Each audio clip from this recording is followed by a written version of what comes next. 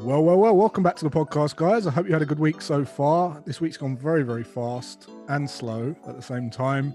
Very eventful week. If you're listening to this podcast for the first time, this is the #1 podcast for financial empowerment and wealth creation. And if this is the first episode you've tuned into, then you're in for a real treat. However, after this one, make sure you go back to episode 1 and start there, because you really will get the benefit of the podcast as I take you through a strategy in order from episode 1 up to around 17, 18, maybe 20, and you'll really get the most benefit from that. But you're here, so thank you. And this week, as I say, is one of our special weeks because we've got a guest, a friend of mine, Ben Hedges, aka Credit Shifu, aka many other names, all over YouTube, and you're in for a real treat this episode, because we're going to be talking about things that are going on in the market, all of the craziness that's been happening with GameStop and Wall Street and Reddit, and we're going to be talking about people's just approach to investing, what's going on in the collective market mind right now.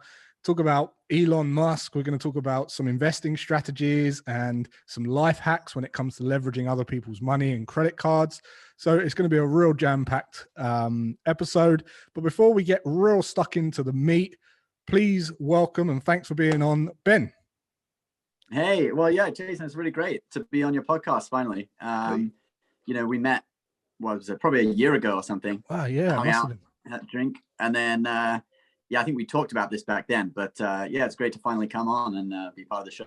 I appreciate you being here, man. So look, for those of the listeners that don't know you, by the way, Ben's got a huge following all over YouTube and his social media channels, and all of his links will be in the description of this podcast. But for those who don't know who you are, Ben, just give us a little bit of background about you and what you do. Sure. So I run the YouTube channel, the Credit Shifu, which is my main channel that people see me on. It's giving advice and reviews of credit cards, financial products. But I started on YouTube back in 2013 doing Chinese language content. That's my major in college, Chinese language. So I have a channel that's got about 700,000 subscribers. That's news and political commentary channel. You're fluent in Chinese, right? Yeah. It was my degree at the University of London School of Oriental and African Studies. I have a channel that's a Chinese channel, and then we have. So I worked for a company, NTD Television, for about 5 years, and then we left. When me and my business partner left, we started some other YouTube channels. So we have a Star Wars YouTube channel that's all about Star Wars, the sci-fi stuff. That's about 600,000 subscribers. People who follow me for the finance stuff, they may randomly see me doing sort of like Star Wars videos. Sorry, I just someone just I'm using my phone. Someone just texted me. They may randomly see me with like Star Wars videos or something, or other things across YouTube. So I even have a ski channel as well, which is for the tax deductible ski trips. But, yeah, right. So look, I was before we get kind of into the crux of the conversation, I think it's really relevant to bring up your approach to lifestyle hacking and business in general, because you mentioned you've got different YouTube channels, but really it is for financial freedom, isn't it? Because you're essentially paying for different parts of your lifestyle via hacks in using business expenses. I mean, the skiing channel, I remember when we met up, you said you love skiing, so you was going to just start a skiing channel to add as a business expense, right? So tell us a bit about your thought process around that, and how you use that leverage. Well, there are several, back in the day, maybe 5 or 6 years ago, there were several YouTubers who were doing these like travel channels, like Fun for Louis, he's from the UK, actually. Louis, I forget his second name, but and then there are a few others. And basically me and my business partner looked at him, we were like, wow, they just kind of expense their life, because whenever they, they're just traveling all the time. So whatever hotel they stay in, it's a business expense, right? So their life is kind of, to a certain extent, tax-free, right? So we were like, wow, we could do this. So with some things, obviously you can't go overboard as if you're, scamming the government, but if you're going to do things like, you love skiing or whatever, why not make a YouTube channel out of it, actually make money off of it, and have basically a tax deductible ski vacation, right? Holiday. And actually, when I met you, I think I was just about to go to France. Yeah. So we did the Alpe d'Huez, the tunnel run, which is this famous ski run in France. Very steep. You have to ski for a tunnel to get to it. And that got 200,000 views on YouTube. Actually, that's the thing that got my channel, to monetization and stuff. So yeah, incredible, pretty cool. Incredible. So like we often talk about, wealth not necessarily being about having lots of money. It's a balance between having enough free time and being able to use leverage or have leveraged income. I like the word leveraged income from assets like YouTube or investments or, digital assets that you might have out there working for you that allow you to just free up your time a bit and cover your lifestyle costs while being able to choose what you do each and every day. And to me, that is financial freedom. That's the true meaning of financial freedom. And you're a living example, right? So you live over in America right now, right? We do. Yeah. We live here. We run a business with like 6 or 7 YouTube channels right now.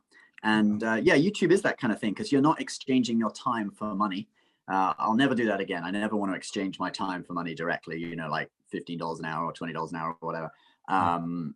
I want to create something that then goes out and makes money. Like I make a YouTube video and I put it up there and it starts making money for me. And, over the next couple of days, it'll make like $200, $300, $400. And then, maybe it'll have a trickle of passive income for the rest of its lifetime, maybe like $5 a month or something. But yeah, just doing that is my preferred approach rather than directly exchanging time for money. Absolutely. And I think it's especially digital assets like videos that go onto YouTube. What I'm seeing is you can put even if you're generating 500, 600 pounds a month from YouTube, if you was to go and put that into property, for instance, just as a comparison, you'd have to go and buy like, I don't know, 300, 400,000 pound house and then rent it out to maybe get £400 profit on top of the rent and the mortgage and all the rest of it. So it just seems, it's just it's highly leveraged and it's a great thing to do. So tell us how you got into, because your main, like you're well known as the Credit Shifu, right? And I came across you years ago when you was using all the different credit cards to kind of accumulate points and use points in different restaurants and airlines. And that intrigued me because at the time I was kind of using air miles and things like that, but I wasn't really, using it in anger, should I say, really pushing the boundaries of credit cards. And that's something you've done phenomenally well. So what made you go into that, first of all, that credit card scene? What was the story there?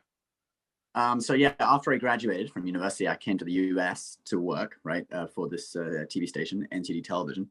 And I discovered very quickly that if you do not have a credit score, it's very hard to rent a flat or get a mobile phone plan or something, because everything kind of based on your credit score. So you end up having to pay huge deposits for everything. So the mobile phone, I had to pay like a $400 deposit for a phone plan, right? So as a guarantee that I pay each month. Or renting the first studio apartment, that was 3 months rent up front plus a 3-month security deposit. So it was like about 6 months rent I had to part with. Wow. It was about $7,000 out of my pocket just to rent an apartment, right? So it was crazy. And then I was like, why is this? I started asking people, and it's because you haven't built up your credit score. I'm like, well, what's that? And they were like, well, it's surprisingly easy. You can actually build it up pretty quickly. And so there was this website, the Points Guy, which is, they have a UK version now, actually, which you might have seen. But he started in New York, and he has a site that basically tells you how to build your credit score, but it also tells you how to use the points from credit cards for free flights and stuff like that. So I started building my credit score, looking at his advice, and it built really quickly. Within like a year, I was able to get, anything without a deposit, So it was really crazy that at the beginning I struggled with all these, paying ridiculous amounts of money up front, out of pocket, But then after I built the credit score, I started looking at the credit card points and thinking, I'm not earning a huge amount of money right now. I would love to just go and travel and go travel business class and 5-star hotels and stuff. Wow, it looks like I can actually do that for free. using these points, and you really can. It's yeah, like yeah, incredible. yeah. Yeah. I think people underestimate the the benefits to using air miles. What I've found is, if you don't really have the discipline to use a credit card as that middle transaction and literally pay it back straight away, I think that's where people, they basically go into the danger of actually it's costing them money and it's not worth doing. There's kind of a fine line between it being a benefit to you or just no, you're spending money that you never had just because you've got a credit card. I think if you're going to do this kind of thing and you're going to use the air miles and you're going to you kind of have a, not an income, but it's an upgrade to your life. And if you want to do that, you have to have the discipline to use the credit card as just a middle transaction for all of your expenses, and then that is it. It's not to, you have to pay it off like on time, otherwise it's just not worth it because you're going to suffer the interest. So tell us, what's some of the biggest like wins you've had on a credit card? Like what have been your best luxuries free of charge? Okay, yeah. I'll say so. Well, I had 2 really great vacations, really great holidays, and you can search these on YouTube. Actually, if you search Ritz-Carlton, there will be a video that comes up literally at the top of the search results. That's on the thumbnail. It says like best hotel ever, and it's got a picture of this hotel on a beach, right? Or if you search Hyatt Ziva Cancun, one of the top videos that comes up will be my video. So both of these trips, they would have cost about $10,000 if I paid with money. And these were just like 4-day trips to the Caribbean, right? I'm trying to use the British pronunciations in Quebec. Anyway, so, because I blend in here by using all American words. But anyway, I don't want to stand out too much. But yeah, so these were like at least $10,000 trips to the Caribbean, and I got them for probably spent around $1,500 to $2,000 plus a load of points. So about 15 to 20% of the price I paid plus credit card points, because there's always some taxes you have to pay and a few things. So you can't get it completely for free.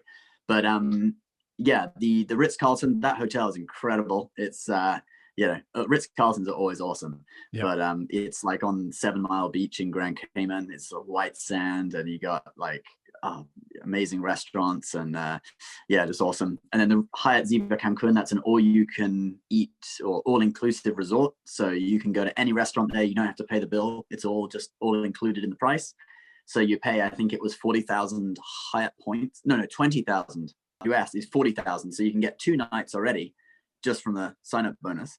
Wow. And then you earn a few more points, and the only thing you have to pay extra for is lobster. But the drinks, but the drinks are all free. The food is all free, and it's a resort with beaches, water parks. Like it's awesome. Amazing. Yeah. And I flew there first class as well. First class as well. Wow, incredible. Yeah, which was paid for with points. Amazing.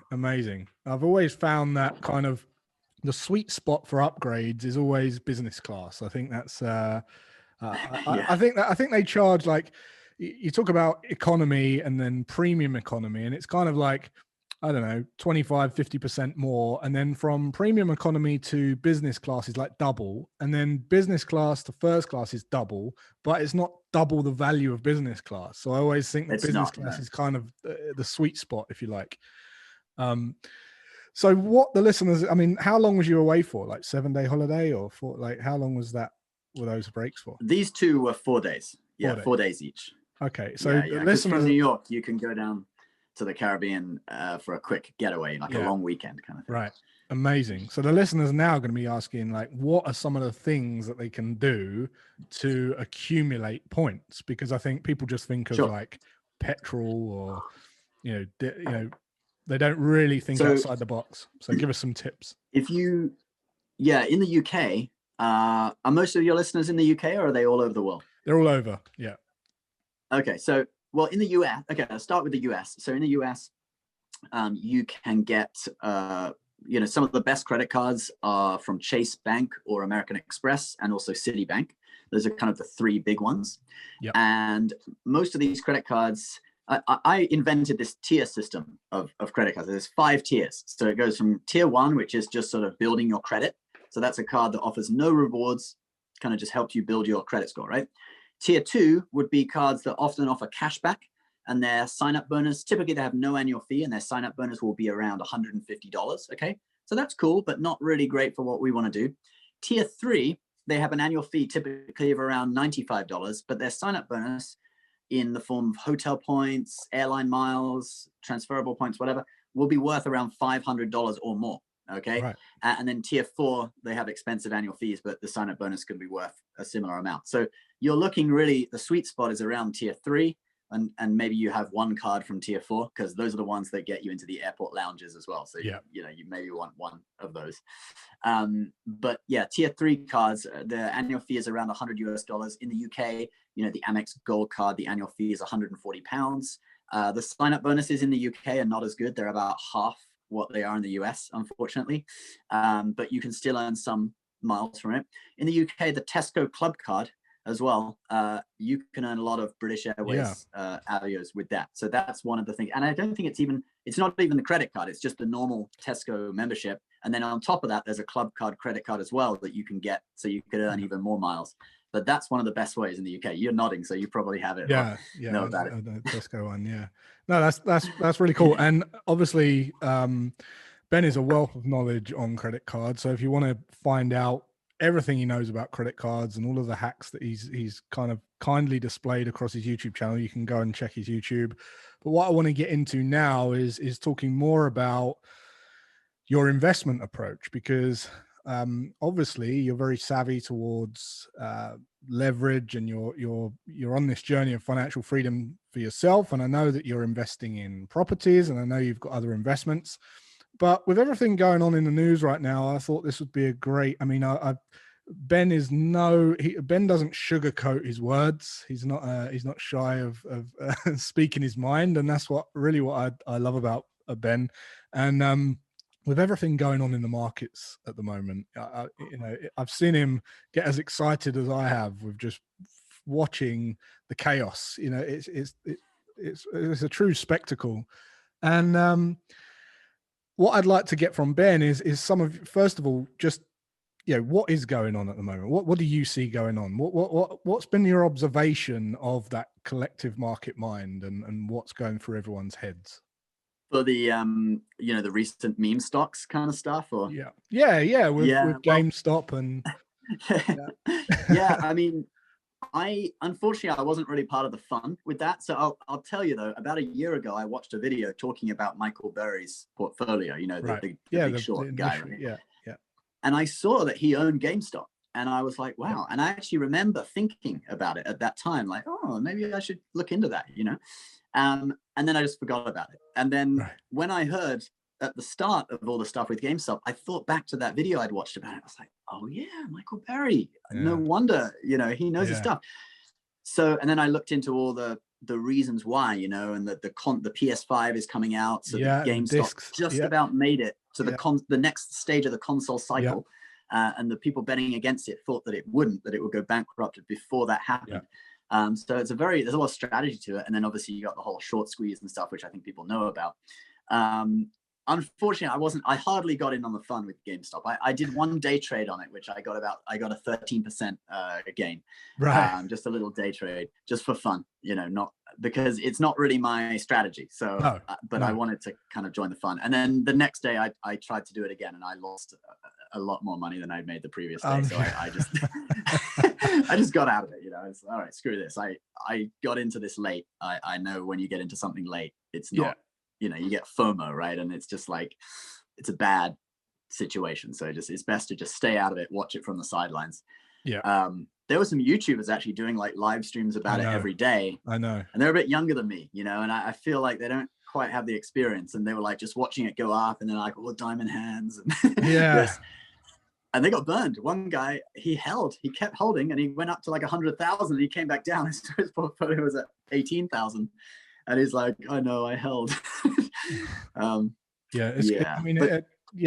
So I know that's not your strategy, and you do have a strategy, but what you just mentioned there was very important. The fact that Michael Burry, and obviously he was one of the early stage adopters of GameStop and investors, and he noticed that GameStop were clinging on to the likes of fact that Microsoft were releasing a new console, PlayStation were releasing a new console. They were going to require discs, and at the same time they were doing partnerships with Microsoft. They were moving a lot of the business online. But the thing is, that was happening ages ago. So when you say it's too late, I mean, everyone was talking about GameStop last week, and we're talking about something that was really, headed, really was back in 2019. It was like mid 2019 where, really the ball started rolling. And by the time everyone's heard about it, it is really too late. I mean, I can't say that enough to people. And we've seen it again with Bitcoin this week, which I've done. Because if you want to be in the group of people who really get the like 100x gain on it, you needed to buy it when it was like a 250 stock. When no one was talking about it. When no one was talking about it. Yeah, absolutely. And some people did buy it at like $60 and then they quadrupled their money or 5x, which is cool, but it's not that instant millionaire kind of level where you buy it at 250 and sell it at 400. Yeah, right. And it's not repeatable. And if you're taking that approach, the chances are you don't really know what you're doing with your money, and you'll probably lose it again. And it's just not it's not sustainable, and it's not repeatable. So compared to just going to learn about stocks, and which really isn't that hard, it's not worth it. It's really not worth it. So tell us a bit about your strategy then, because I know you have around, you're in it for the memes, and you have a bit of a laugh with the day trade, but I know you're switched on. So tell us about your approach to investing. Yeah, the day trading and swing trading stuff, a lot of it's just for a laugh. Like I'm in Dogecoin as well for a laugh. I read The Intelligent Investor. That was my first, investing book that I read, really. And basically I still just base most of my stuff off of that. I'm a long-term value investor. But also I started investing with small amounts when back in 2009, right? When like at the bottom, and I did make some really good gains off of the, the recovery, right? From the financial crisis. But that was when I was really young, and it was just like, maybe 500 pounds or 1,000 pounds, right? So I made like 100, small gains. Big percentage gains, but small monetary gains. But I understood, the principle and stuff. So my strategy has always been to buy into like good, companies with good balance sheets that have a lot of cash on the balance sheet and not much debt, but who have been maybe beaten down because of some other reasons, So for example, this year, when we got to March, January, February, so like early March, I think we had the bottom of the market in March 23rd, right? I still remember that date. I just put, thousands and thousands into the market, at that time, because I knew that these companies were otherwise solid. I didn't go for any of the like CCL Caribbean cruise lines because I thought there's too much of a danger of them going bankrupt. I went for much bigger names, like Tapestry, TPR, the owner of Kate Spade, Coach, these stores, because their stores were shut down, but the company had a lot of money on the balance sheet. I went for companies like Uber. I bought Uber at $14. Now it's at $60. Because I knew Uber's not going anywhere. It's too big, And although their balance sheet actually isn't the best, Uber, they don't make that much money, but hey, they're a relatively new company, so they're still in the growth phase. They're like the Amazon kind of phase. So so those kind of names, I was buying big names who've been severely beaten down by the lockdowns and pandemic and stuff.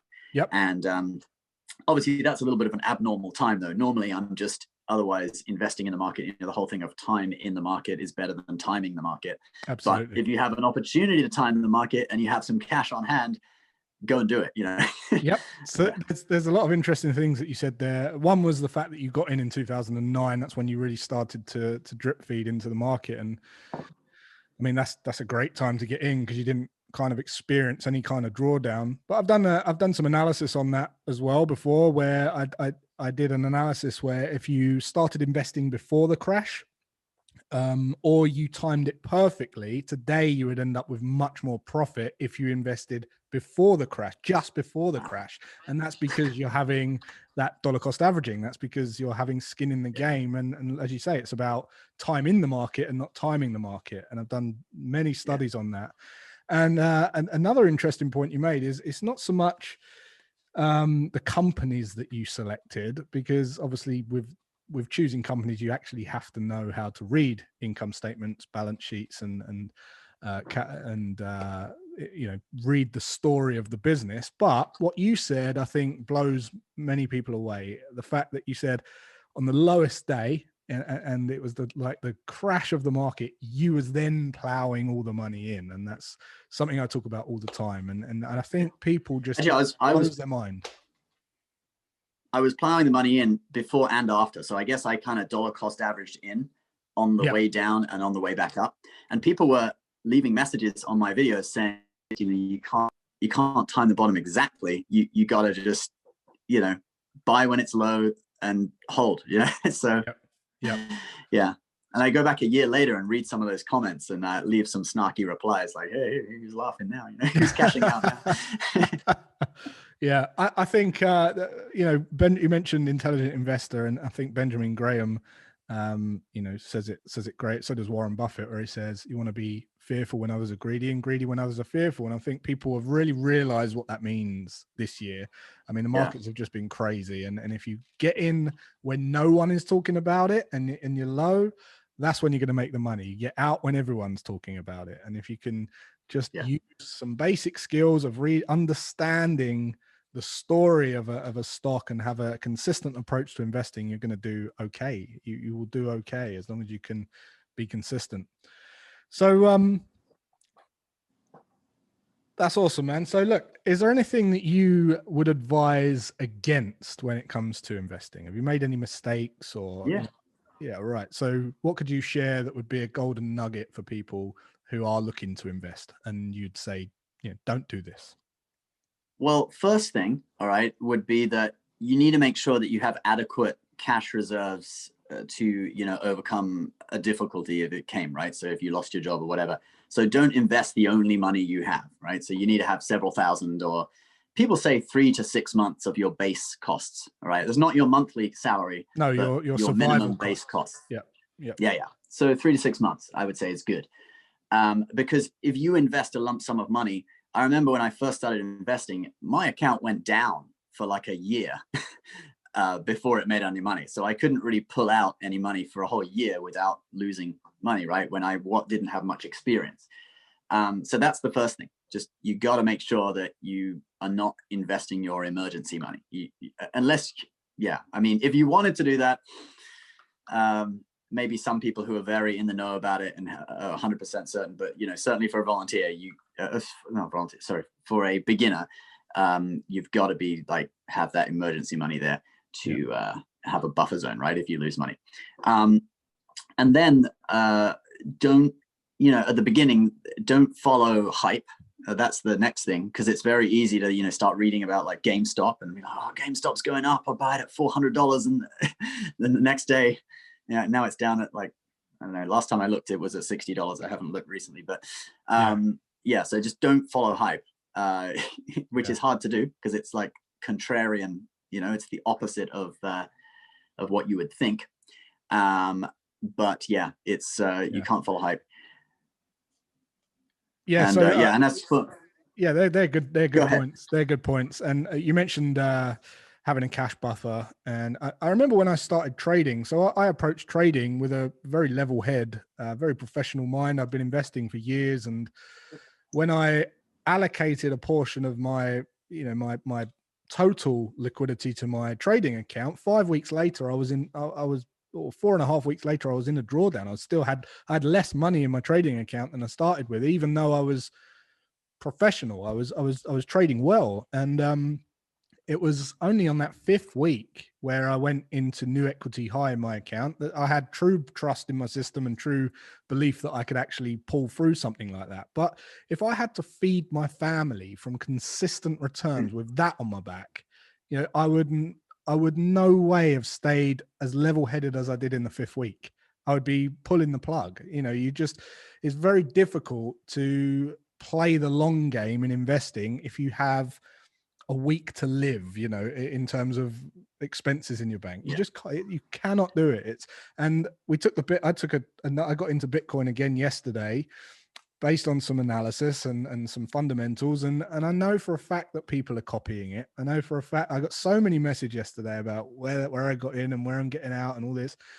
And if you copied me, the chances are you're probably glued to your crypto wallet, staring at the price going up and down, and you're probably short with your family and snapping with them, and you're not in their conversation because you just can't concentrate. You're waking up in the night, you're sweating, and that is not what you want.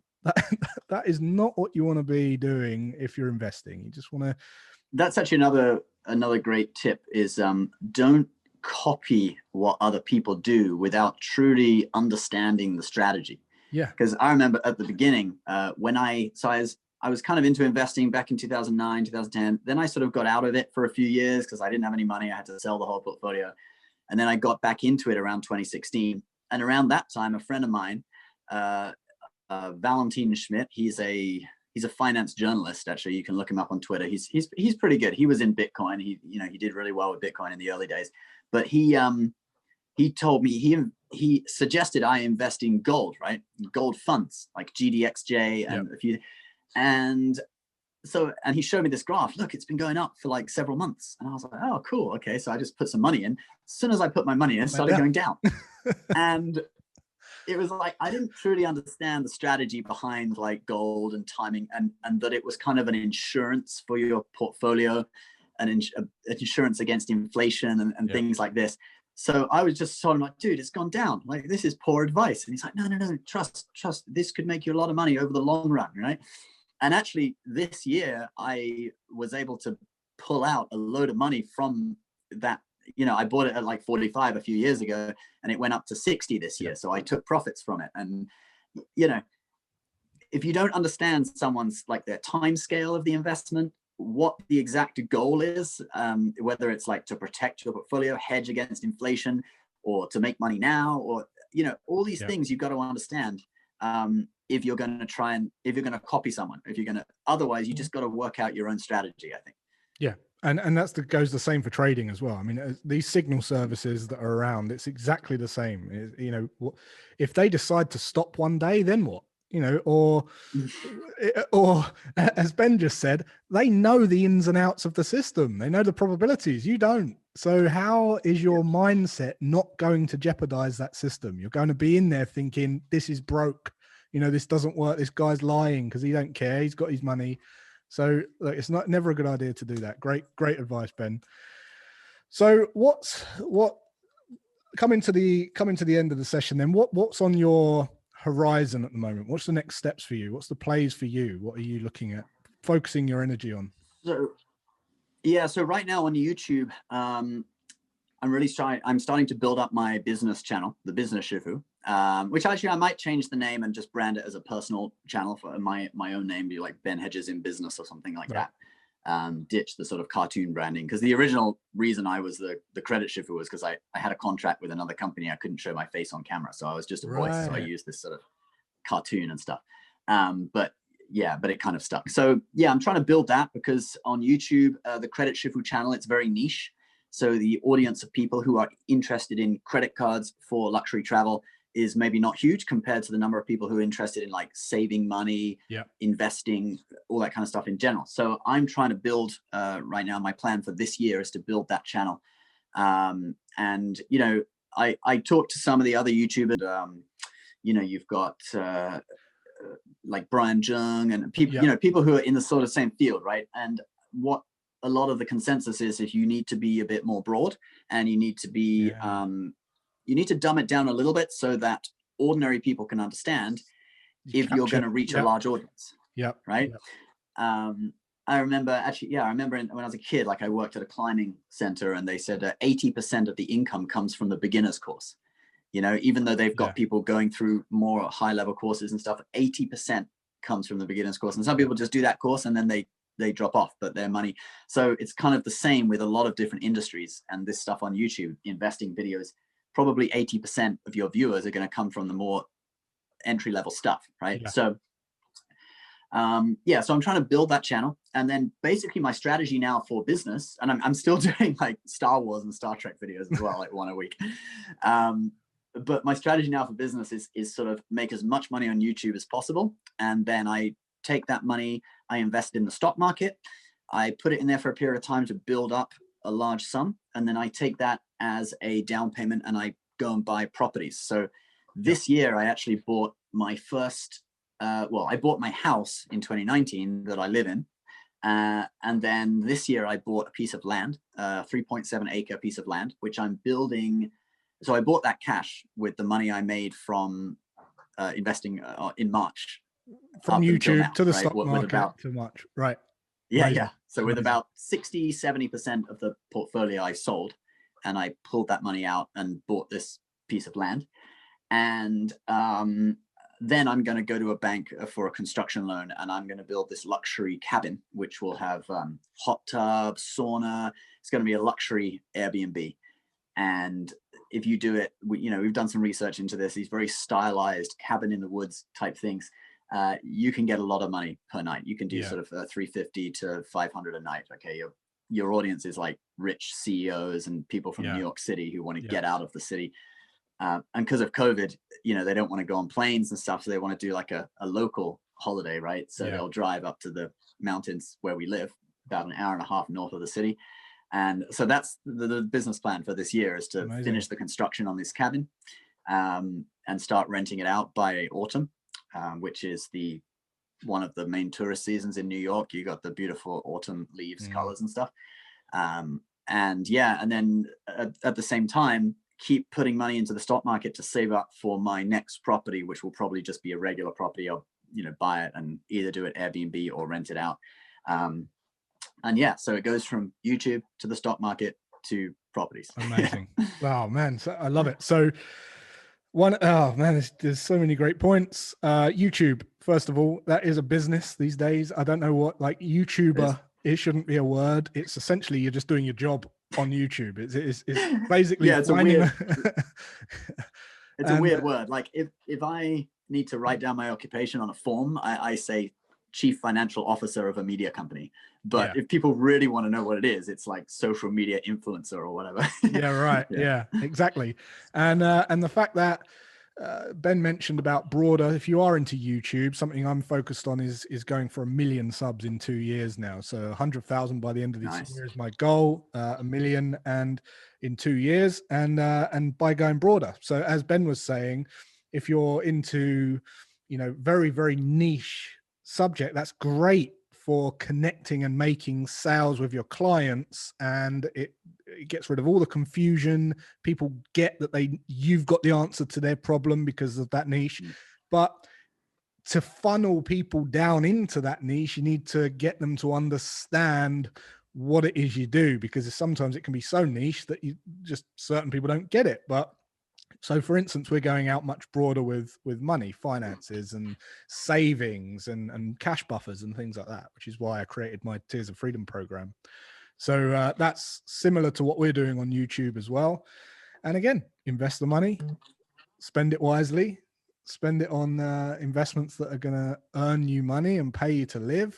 And that is financial freedom. Ben, buy investments, don't buy liabilities. No, exactly. I really wanted to get a Rolex. Right. And in the end, I was like, do I want to spend like 8,000 on a Rolex when I could be buying land? And I went for a Citizen for $350. And I took the rest of that money and I invested it. Yeah.